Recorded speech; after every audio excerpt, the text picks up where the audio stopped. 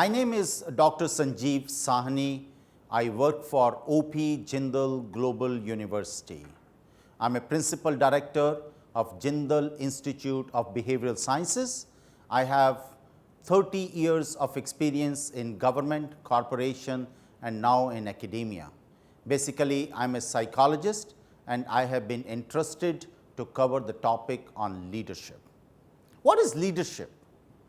Leadership is an effective instrument by which a manager can establish a feeling of mutual objectives and unity in a group, thereby ensuring maximum efficiency of the group.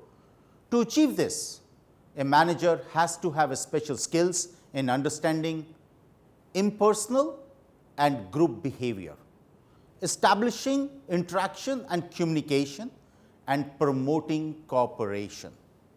The quality of leadership determines the success or failure of the organizations. What is the definition of leadership? In last 100 years, we have come across over 100 definitions. So I would like to summarize what exactly we can think about the leadership.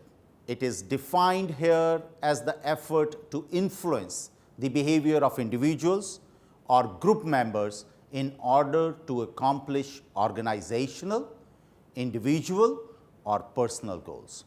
It is an essential component of organizational effectiveness. A leader has to possess one or more forms of powers to orient others to the desired direction, which could be charisma, a position of authority, expert knowledge, and power of reward and punishment. The powers of authority, reward, and punishment are primary powers which add strength to leadership quality and influence. There are powers which are delegated to a manager by the organization. Expert knowledge and charisma, power are personal, intrinsic to the leader, and add to his strength or her strength. To be effective, a manager should have a good understanding of leadership, of motivating factors, of how people think and act, and should adopt a personal and active attitude towards designated goals. More recently, the concept of super leader has been developed. This is a new concept. A super leader is one who leads others to lead themselves. Super leadership inspires, stimulates, and supports self-leadership in subordinates. It recognizes self-influence as a powerful opportunity for achieving excellence rather than as a threat to external control and authority. Strategies for self-leadership includes 1. Effective behavior and action. 2. Strategies focused on behavior. 3. Cognitive focused effective thinking and feeling. Here what we are talking about accepted leadership roles. Most of time we are confused between the leadership and management. What is the difference between a leader and a management? Now what managers are supposed to do in an organization? They do planning, they do organization, they do controlling, and leaders, they develop visions. They align people for a common cause. They motivate and inspire people and they have followers. Now, what I think there are 4 factors of leadership. The first, as a leader. Now, you must have an honest understanding of who you are, what you know, and what you can do. To be successful, you have to convince your followers, not your superiors, that you are worthy of being followed. The second component in this is followers. You must know your people. The fundamental starting point is having a good understanding of human nature, such as needs, emotions, and motivation. The third component in this is communication. The non-verbal communication is leading. For example, let me give you a few examples on this. When you set example that communicates to people, to your own people, that you would not ask them to perform anything that you would not be willing to do. Bad communication harm the relation between the leader and employee. So, one of the most important factor is communication. The third component is situation. We must use our judgment to decide the best course of action and the leadership style needed for each situation. What we do in one situation will not always work in another. Now, let me talk about characteristics of leaders. There are many characteristics. From the viewpoint of a follower, the characteristics of leaders are, the first thing is organization. In this, subordinates like leaders who plan and are well organized. They should follow the chain of command in issuing instructions. They should also delegate authority as necessary. The second could be fearlessness. Leaders should not be afraid for their positions. They should not be afraid of their superiors, the toughness of a job, colleagues, or the honest mistakes of their staff. 3. Respect for the work of others. Leaders should recognize that the work of their teammates is as important as their own work and deserves equal recognition. While they should be excited about their own work, leaders should simultaneously cultivate the right climate so that their teammates can also be enthused about their work. Then comes satisfaction. Leaders should have a feeling of satisfaction and gratification. When a teammate achieves something which they themselves thought would be impossible, then we need to appreciate them. Then comes promotion of the interests of subordinates. If leaders believe that their subordinates are right, they should fight for them no matter what the odds and the situation is. Frankness, another characteristics. Leaders should talk to subordinates directly and inform and explain without losing tempers or creating stress. They should be candid and criticize constructively. Another important factor, respect for the individual, which we have already mentioned. Subordinates prefer leaders who respect an individual's identity and experience. Leaders should never show bias. Another important characteristic of a leader is knowledge. Subordinates want leaders who are knowledgeable, and now most of the answers they are able to have it.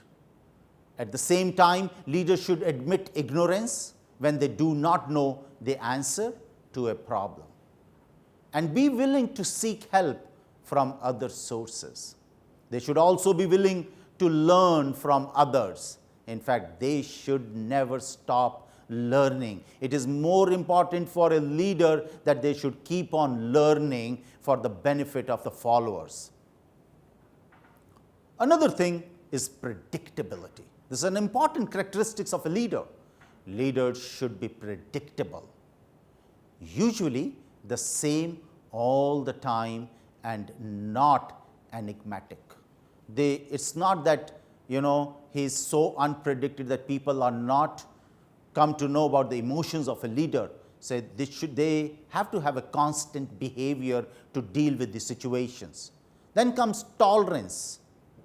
Leaders should be tolerant of small mistakes which teammates may occasionally make.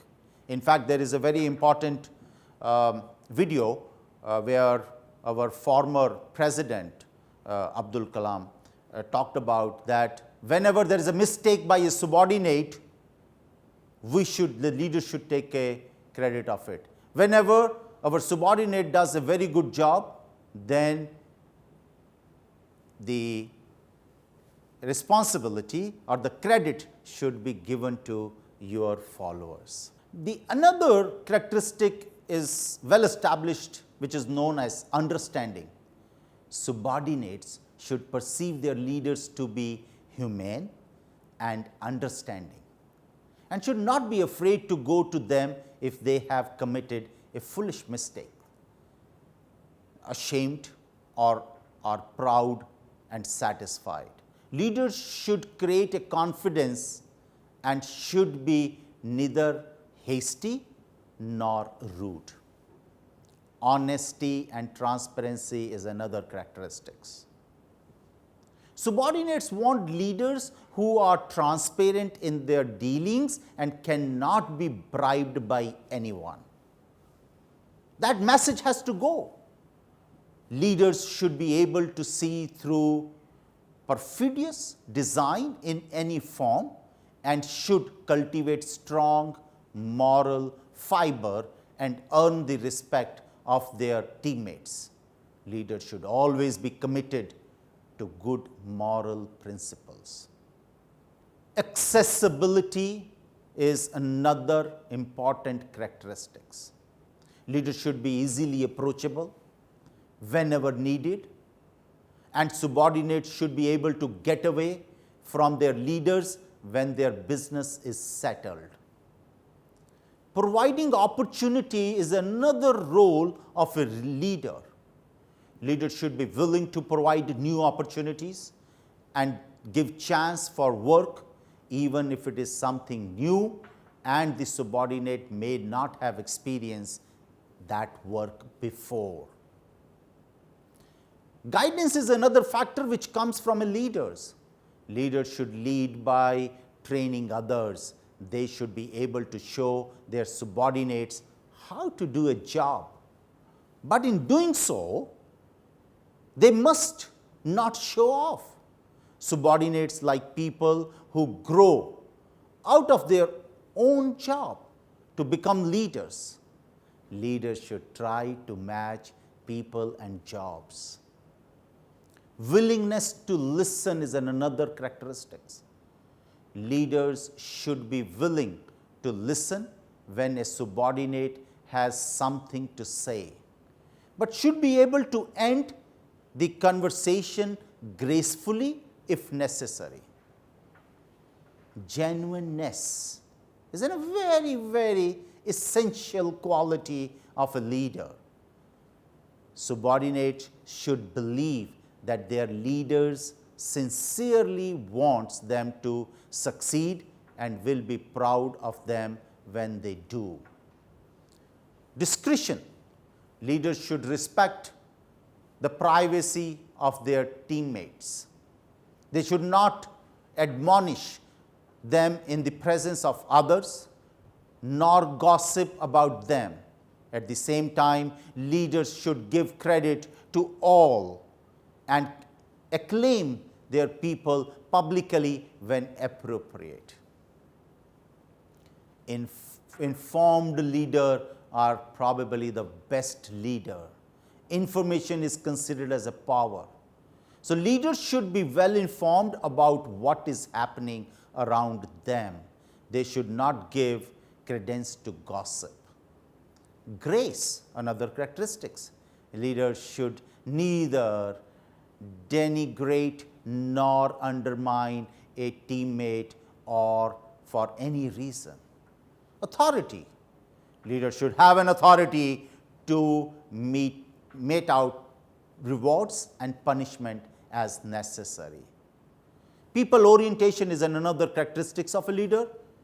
Leaders should, like people, be cooperative and inspire their teammates. Positive personality, this also leads to acceptance. Subordinates like leaders who are active, humble, gracious, thoughtful, and confident. Leaders should be firm but fair to everybody and, if necessary, should be able to compromise but should not placate. Good communication, as I said, communication is a very important characteristic. Subordinates like to be informed of the actions of their leaders and the reasons for them. Good leaders have to be good communicators and should not cover themselves in an unnecessary veil of secrecy. There are various types of leadership theories. Western world has given different theories. Eastern world has different theories. But what kind of theories are really working well, that also we will describe at the later point, but it is important to understand the theories which are available in this world about leadership. The first theory talks about trait approach. The traditional concept is that effective leaders have personality traits which distinguish them from the common herd. Leadership effectiveness has been found to be associated with age, height, intelligence, academic achievements, judgmental ability, and insight. However, none of these have been correlated with leadership in all situations. I would like to be absolutely honest that these things are not that which is existing anymore as such. The willingness to lead transcends all these traits. The trait approach has been popular but controversial. Stockdale was the person in 1974 talked about, identified several general factors which differentiate leaders from non-leaders with reference to the trait theory. He talked about capacity refers to problem solving capabilities, making judgments and working hard. Achievements relate to accomplishments such as academic record, knowledge and sports. Responsibility refers to dependability, reliability, self-drive, perseverance, aggressiveness and self-confidence. Participation and involvement mean highly developed social interaction, popularity, swift adaptation to changing situations, and easier cooperation compared to non-leaders. The another factor could be socioeconomic status in this. That is, effective leaders usually belongs to higher socioeconomic classes. This is what I'm talking about, a trait theory at the moment. The second approach in leadership comes on theory-wise, behavioral approach. The behavioral approach to leadership is based on the concept of how a leader behaves and what actually is done to achieve leadership effectiveness. Depending on participation and sharing in decision making, leaders have been classified as following leaders. I'm sure all of us, we are fully aware about these things which has been studied by various people way back even in 1939. The first one is autocratic leaders, are those ones who exclude subordinates from the process of decision making. They assign work without consulting subordinates or knowing their inclinations and desires. Second one is democratic or participative leaders. In fact, we have grown up studying these leadership theories. Participative leaders are effective and more productive because they consult subordinates on various matters and include them in the process of decision making. Tasks are assigned on the basis of interests and preferences of subordinates.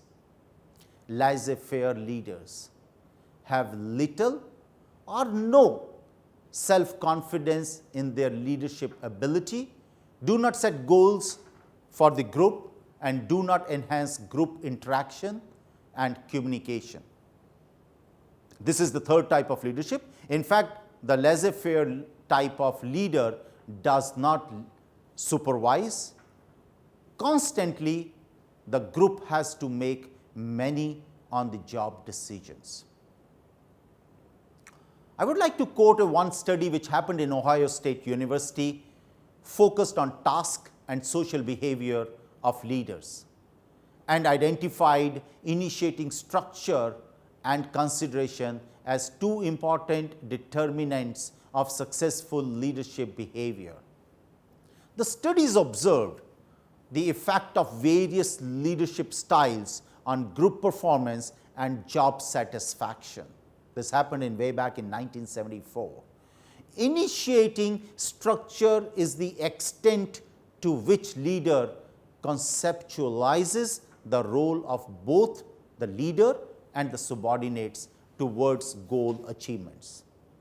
It relates to organizational structure, communication channels, and evaluation of group output.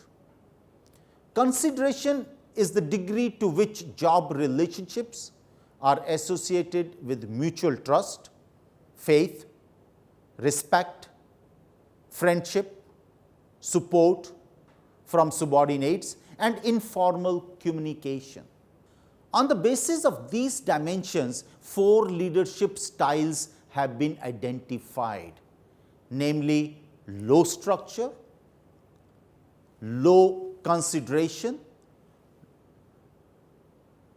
low structure, high consideration, high structure, high consideration, and high structure, low consideration. The high structure, high consideration style of leadership has been found to be the most effective style. The third type of theory, which is relatively new, is called theory X and theory Y. There are 2 basic classes of people: those who want to lead and take responsibility, that is, the leaders and managers, and those who want to be directed and do not want to take responsibilities. On this basis, in 1960, McGregor classified leadership as either an authoritarian style, which is theory X, or a more egalitarian style, which is theory Y. According to theory X, management does not trust employees with important decisions. They are altogether excluded from the decision-making process. Management assumes complete responsibility for organizing, planning, making important decisions, directing and motivating people. If management does not act, employee will do little or nothing. Implementing a theory Y approach, a manager nurtures an environment which is favorable to the growth of both organization and subordinates.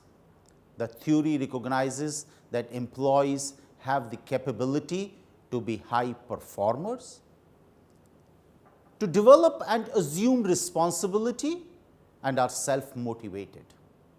Therefore, management only has to ensure the appropriate working conditions to bring out all these abilities. With the right kind of leadership, employees will not be inactive or resistive. On the contrary, managers can trust employees and assign responsibility for taking important decisions to lower levels. The overall effect is to make work inherently satisfying to the employees. Now, the fourth type of theory is managerial grid and approach. This is pretty famous these days and is being applied by various organizations. The managerial grid approach utilizes with modifications the consideration and initiating structured dimensions of leadership. These dimensions are directed towards people and production respectively. Blake and Moulton was the person in 1969 that talked about this theory. Using this approach, 5 types of leadership styles have been identified. The first one, the improvised or extempore style, which considers neither people nor production. It is an ineffective style of leadership. Second, the country club styles of leadership is oriented towards people but has the least concern about production. As you know, in the various clubs, people just meet and they enjoy. So there is not much concern about production. Third, automatic type of leadership is oriented towards production. It has most concern for production and least concern for people. This is most of the industries may be using it. Fourth, the middle of the road type of leader maintains a balance between production and people. In fact, I am a particularly advocate of this particular theory.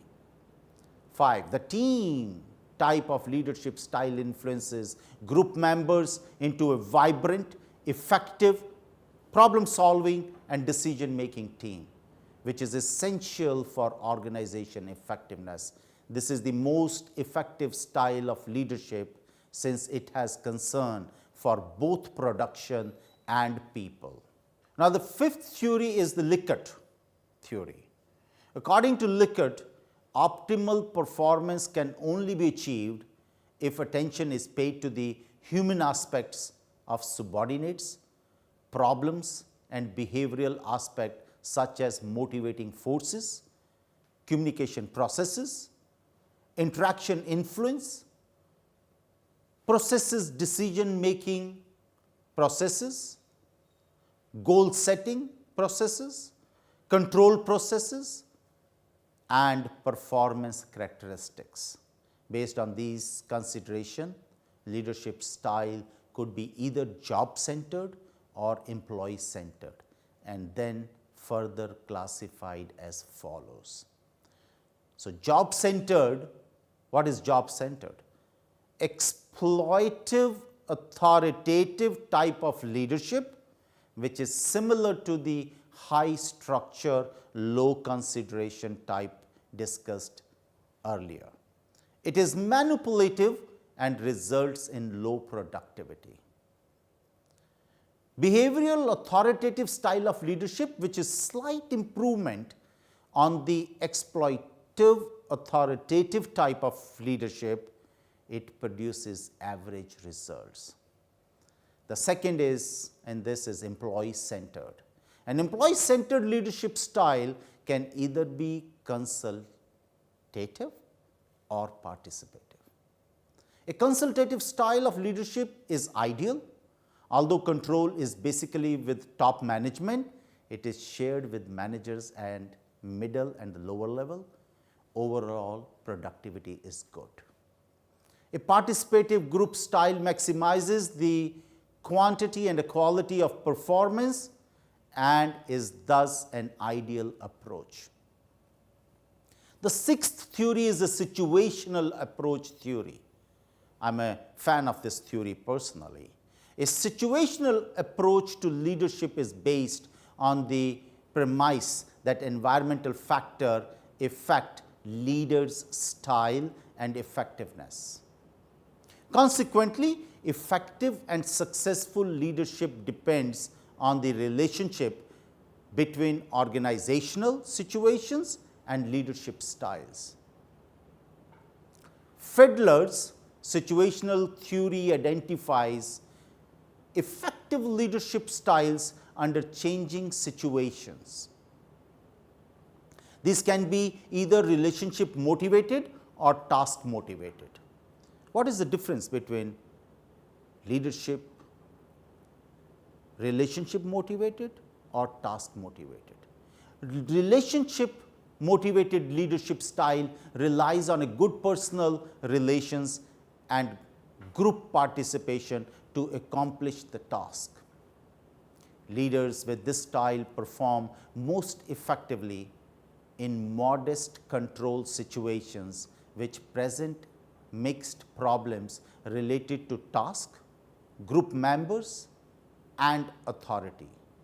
The relationship motivated leaders get cooperation from the group by being sensitive, diplomatic, and tactful.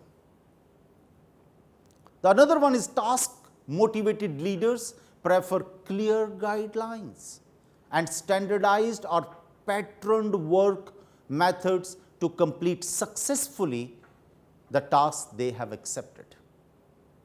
They have strong task orientation and perform best in high control or low control situations. The high control situations are those where leaders get support from group members and the tasks are clearly specified. In addition, leaders have high authority, which enables them to use their powers or reward and punishment appropriately.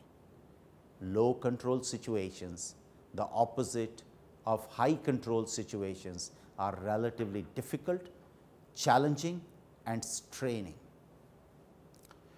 Tannenbaum and Schmidt's situation theory contends that the most effective leadership style depends on forces in the leader, the follower, and the situation.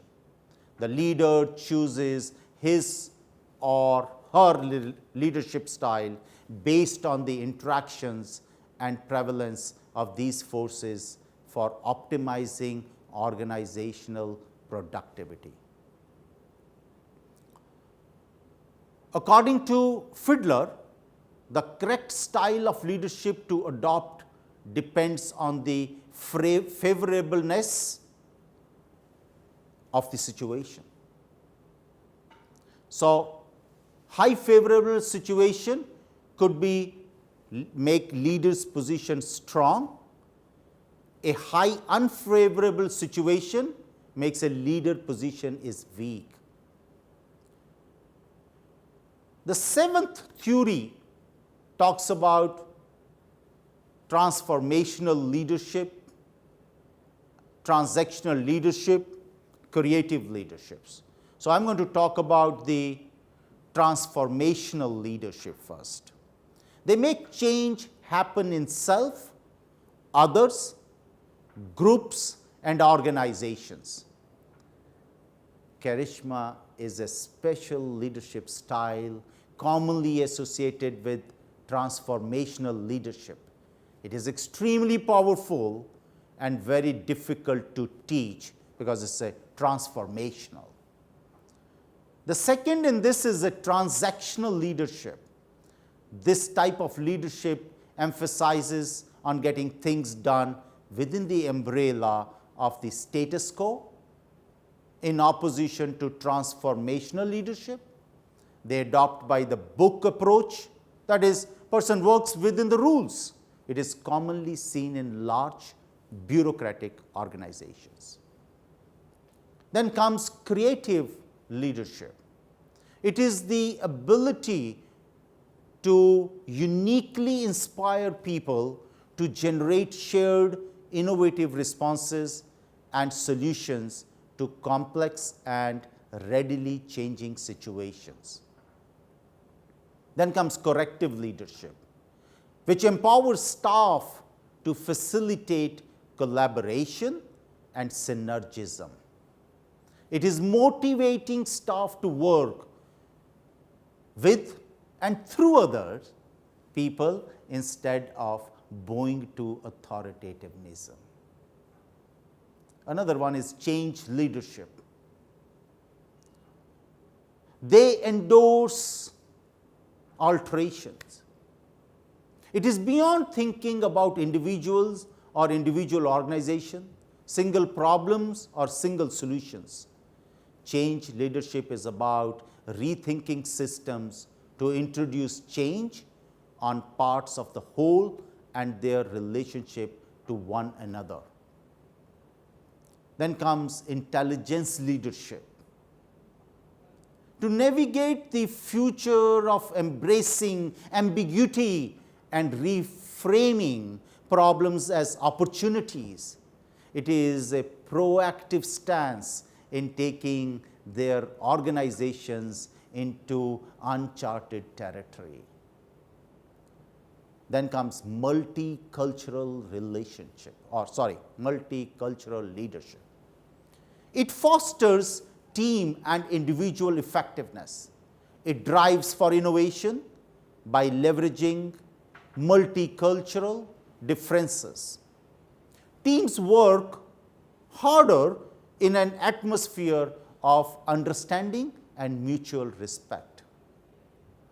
Then comes pedagogical leadership.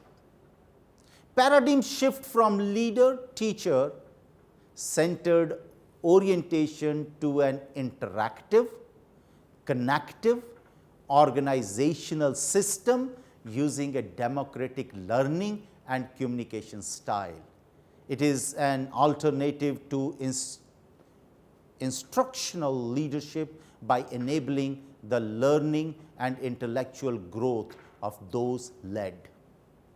We also talk about these things on servant leadership, a practical philosophy focusing on people who choose to serve first and then lead as a way of expanding service. Servant leaders are servants first, with the object of making sure that other people's highest priority needs are being served. Leaders put the needs of their followers first. These leaders are rare in business. Another type of leadership is bridging leadership, fostering synergy and reinforcing behavior and motivation through the use of communication to create climate of trust and confidence. Projection of confidence on the face of a difficult challenge. The another leadership is purposeful leadership. Leader and the community share a common purpose to develop or provide the drive, authority, and commitment to undertake these projects.